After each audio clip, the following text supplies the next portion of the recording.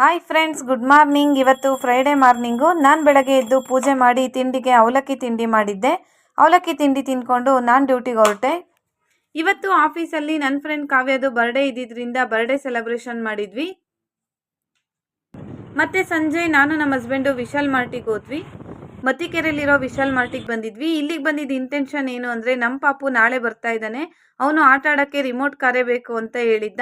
ಅದಕ್ಕೋಸ್ಕರ ಇಲ್ಲಿ ಚೆನ್ನಾಗಿರುತ್ತೆ ಕ್ವಾಲಿಟಿ ಅಂತ ಬಂದಿದ್ವಿ. ಅದ್ರ ಜೊತೆಗೆ ಟಿಪ್ಪರ್ ಬೇಕು ಅಂತ ಹೇಳಿದ್ದ. ಊರಲ್ಲಿ ಮಣ್ಣು ತುಂಬ ಆಟ ಜಾಸ್ತಿ ಆಡ್ತಿರ್ತಾರೆ, ಅದಕ್ಕೋಸ್ಕರ ಟಿಪ್ಪರ್ ತೊಗೊಂಬನ್ನಿ ಅಂತ ಹೇಳಿದ್ದ. ಟಿಪ್ಪರು ತೊಗೊಂಡ್ವಿ. ಬೇರೆ ಏನಾದ್ರು ಇಷ್ಟ ಆಗುತ್ತಾ ಅಂತ ನೋಡ್ತಾ ಇದ್ವಿ. ನಾನು ಒಂದೆರಡು ಟಾಪ್ ತೊಗೊಳೋಣ ಅಂತ ನೋಡ್ತಾ ಇದ್ದೆ. ಚೆನ್ನಾಗಿತ್ತು ಕ್ವಾಲಿಟಿ, ಅದಕ್ಕೋಸ್ಕರ ನಾನು ಒಂದೆರಡು ತೊಗೊಂಡೆ. ಎಲ್ಲ ಪರ್ಚೇಸಿಂಗ್ ಆದಮೇಲೆ ಕೌಂಟರ್ ಹತ್ರ ಹೋದ್ವಿ. ಅವರು ಈ ರಿಮೋಟ್ ಕಾರು ಮತ್ತು ಟಿಪ್ಪರ್ ಎಲ್ಲ ಚೆಕ್ ಮಾಡಬೇಕು, ಒಂದ್ಸತಿ ಚೆಕ್ ಮಾಡಿಸ್ಕೊಂಡು ಬನ್ನಿ ಅಂತ ಹೇಳಿದರು. ಅವರೇ ಶೆಲ್ ಕೊಟ್ಬಿಟ್ಟು ಚೆಕ್ ಮಾಡಿದರು. ಚೆನ್ನಾಗಿ ಇತ್ತು.